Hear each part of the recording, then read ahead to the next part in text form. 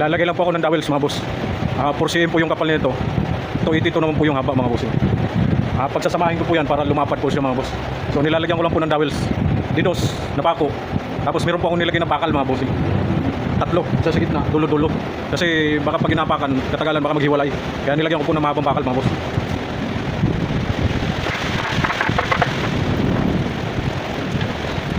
Ito yung pinabutas ko sa dowels na mahaba mga bossing. Ito po siya mga bossing. Full thread.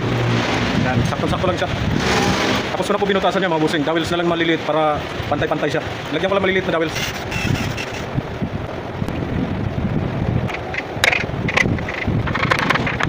Kakabit ko na po yung dowels mga bossing. Full thread lang po ito mga bossing. Ito na lang naisip ko gamitin ng pang-dowels na. Tagusan po yan doon mga bossing. Yan. Hindi po kasi pwedeng kahoy lang mga bossing. Siyempre baka mapali.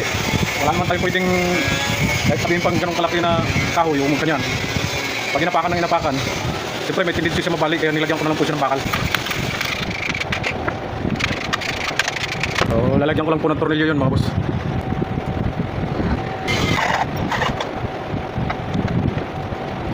Yan po mga bossing.